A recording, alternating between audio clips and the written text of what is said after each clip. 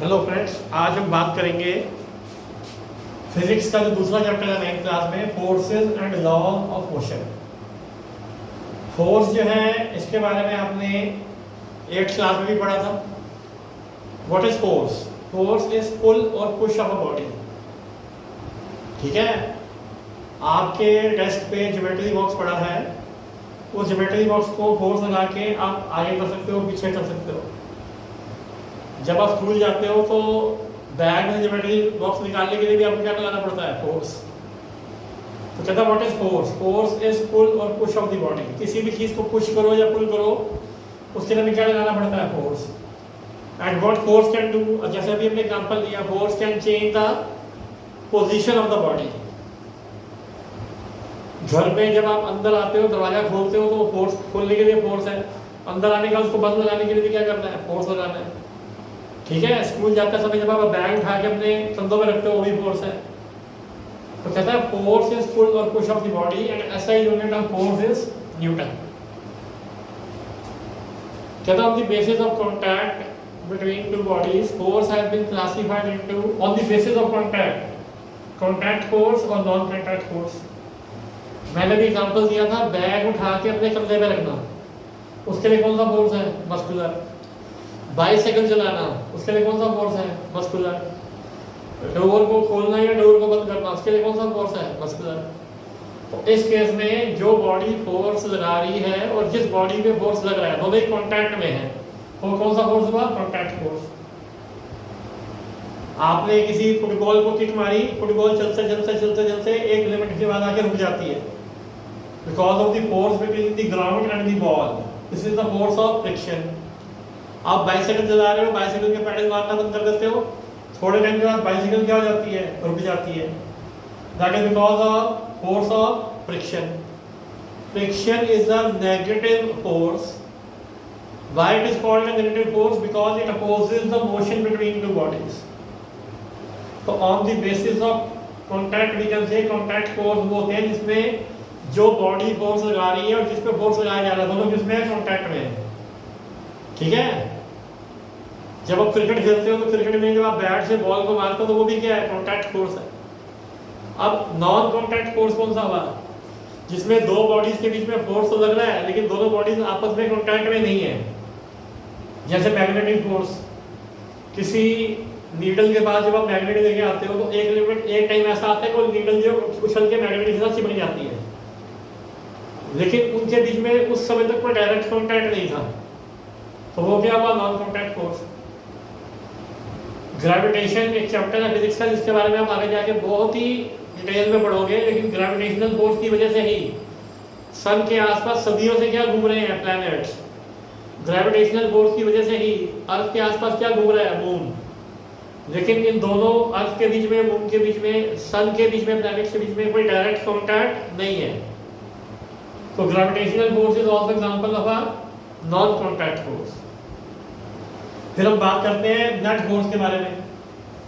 Net force का मतलब होता है किसी बॉडी पे फोर्स लगाने के बाद क्या रिजल्ट आ रहा है। अगर हम दो ऑपोजिट डायरेक्शन से, एक बात याद रखिए, आपने फिजिक्स के पहले चैप्टर में पढ़ा था स्केलर और वेक्टर क्वांटिटीज के बारे में। वेक्टर क्वांटिटीज वो होती है जिनमें मैग्नीट्यूड भी और डायरेक्शन भी है। तो force is also a vector quantity, it has magnitude as well as direction. तो जब हम ऑपोजिट डायरेक्शन से फोर्स लगाते हैं जिसका मैग्नीट्यूड इक्वल है, तो रिजल्टेंट फोर्स क्या है? जीरो। रिजल्टेंट फोर्स क्या है? Zero. What balance force can do? Normally balance force जो है ऑब्जेक्ट की पोजीशन को चेंज नहीं कर सकता, लेकिन वो ऑब्जेक्ट की शेप को क्या कर सकता है? चेंज। अब जैसे मान लीजिए मेरे पास ये बुक है, इसके दोनों तरफ से मैं फोर्स लगा रहा हूँ, बैलेंस तो क्या होगा? इसकी शेप क्या हो जाएगी? Change.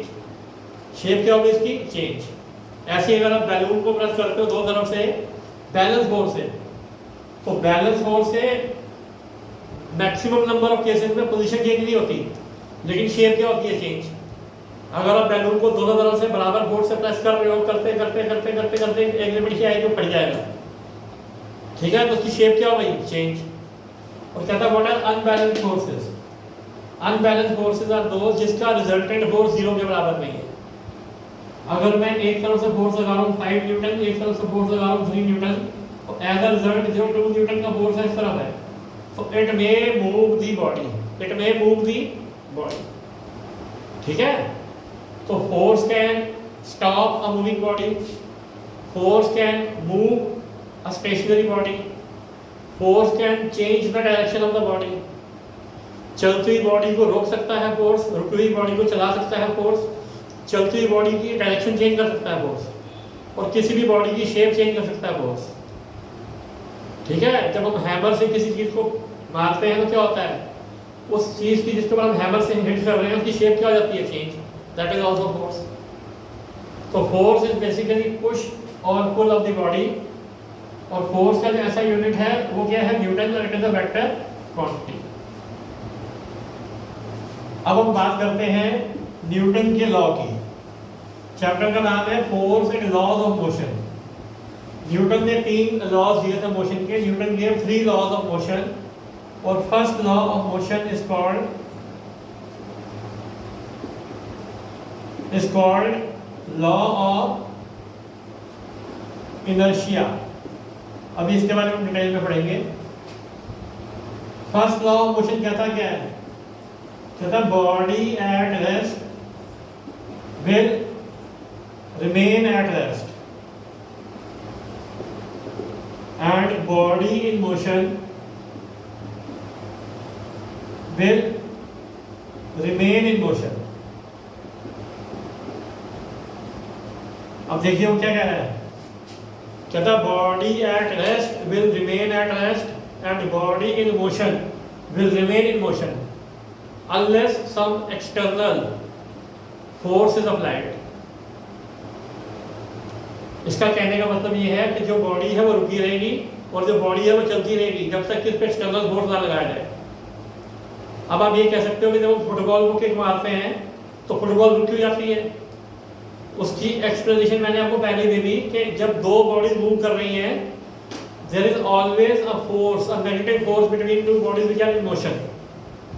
This negative force is called force of friction, जिसके बारे में आप 8th क्लास में पढ़ चुके हैं।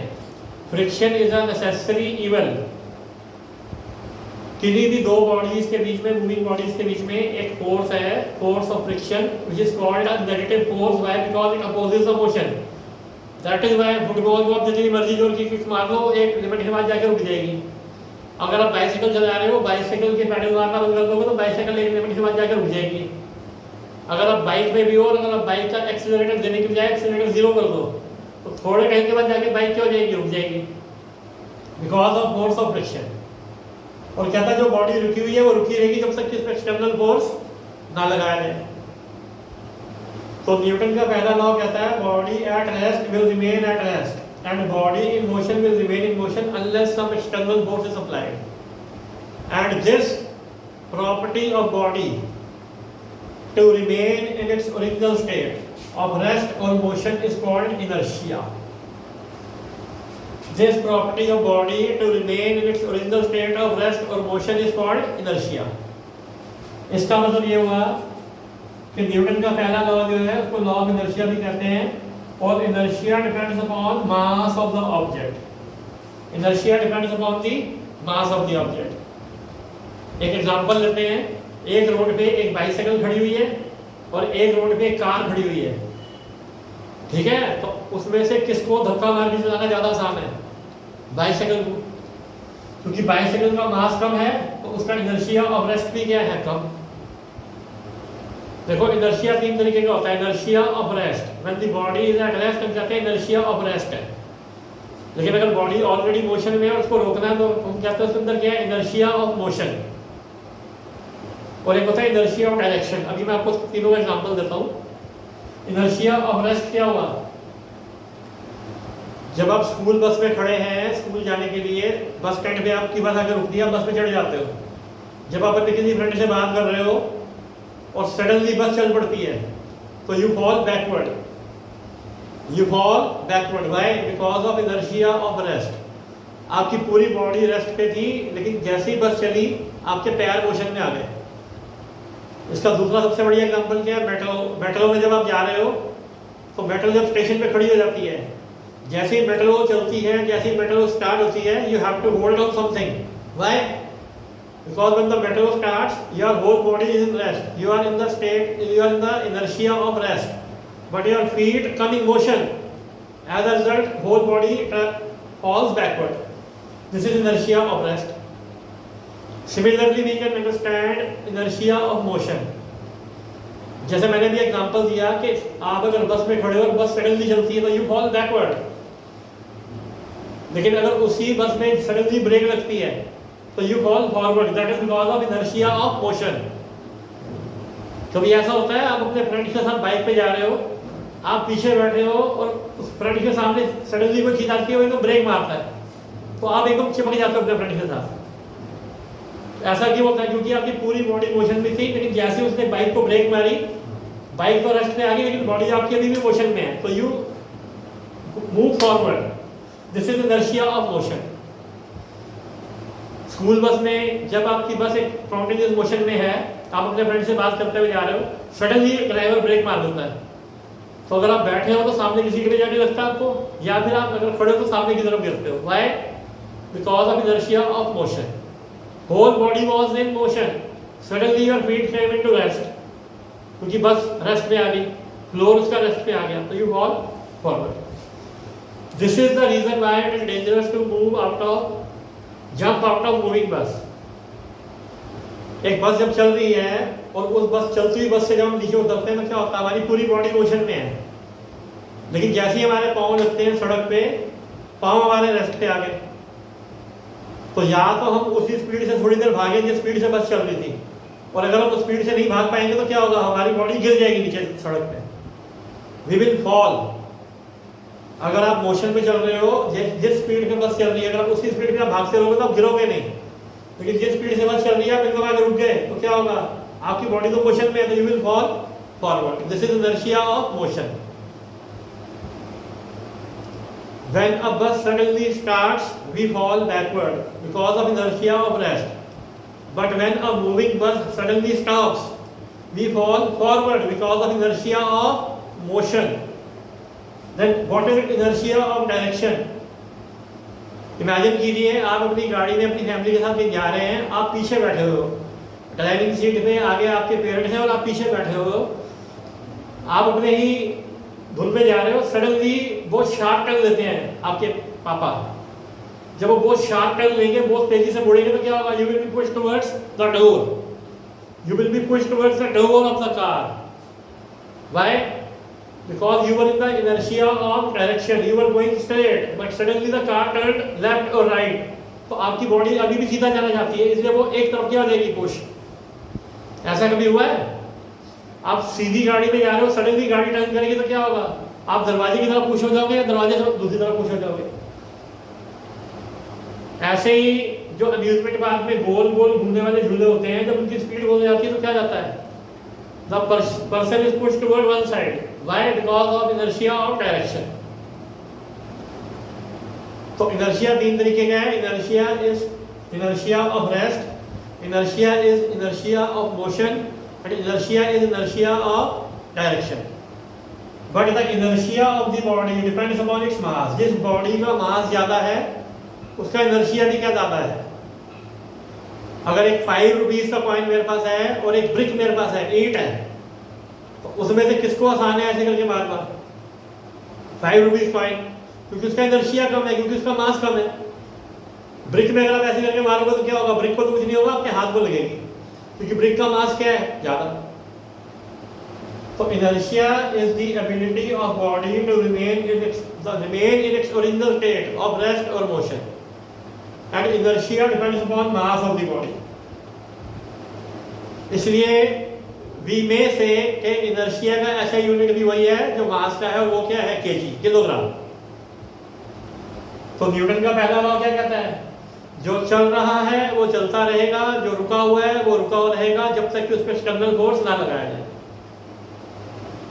अगर आप किसी स्लोपिंग रोड पे खड़े हो जो नीचे की तरफ स्लोप कर रही है, और उस तरफ से आपका फ्रेंड आ रहा है बाइसाइकिल पे, और एक फ्रेंड ऐसा आ रहा है जो कार में बैठा हुआ है, लेकिन कार चल नहीं रही है, लेकिन स्लोप की वजह से आपके पास आ रही है, तो आप किसको रोक सकते हो आसानी से? किसको रोकने के लिए आपको कम फोर्स लगाना पड़ेगा? जो बाइसाइकिल पे है, क्योंकि बाइसाइकिल का मास क्या है? कम, तो उसका इनर्शिया ऑफ मोशन भी क्या होगा? कम. लेकिन जो फ्रंट कार में आ रहा है, कार है तो बंद लेकिन स्लोप की वजह से आ रही है आपकी तरफ, उसको रोकना क्या होगा? मुश्किल, क्योंकि उसका मास क्या है ज़्यादा, उसका इनर्शिया ऑफ मोशन भी क्या होगा? ज़्यादा। तो this is of the Newton first law of motion which is called law of inertia. अब हम बात करते हैं न्यूटन के सेकंड लॉ की।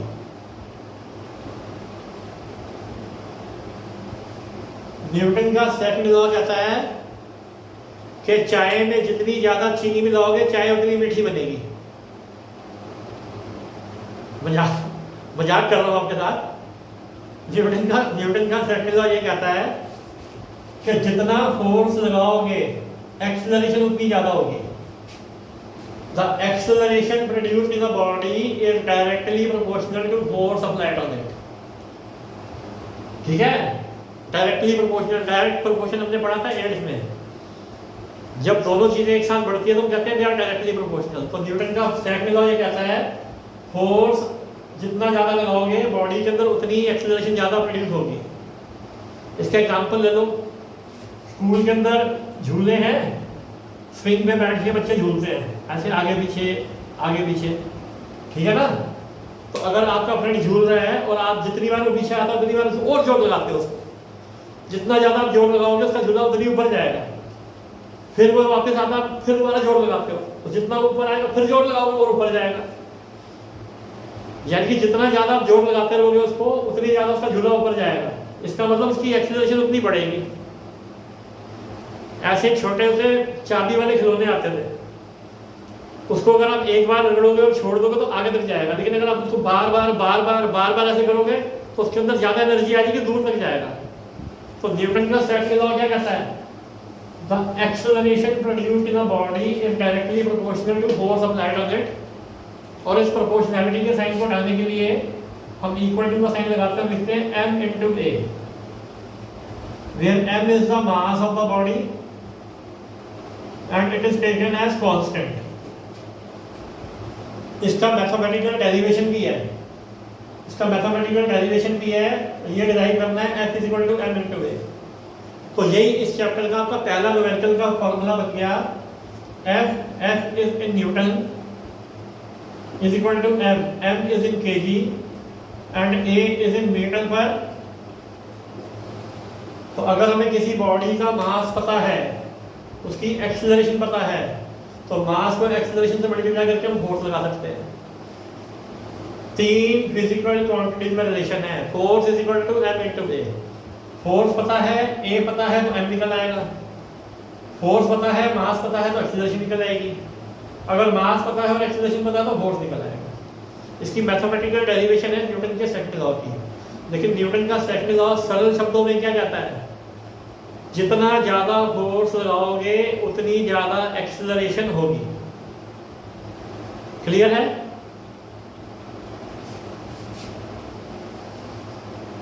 तो आज हम न्यूटन के 2 लॉज के बारे में ही करेंगे। न्यूटन का थर्ड लॉ और मोमेंटम के बारे में हम अगली क्लास में डिस्कस करेंगे। लेकिन ये जरूरी है इस लेक्चर को आप अच्छे से सुने, तभी अगर मैं नोट्स आपको जो भेजूंगा आपको समझ में आएंगे। Till then good bye.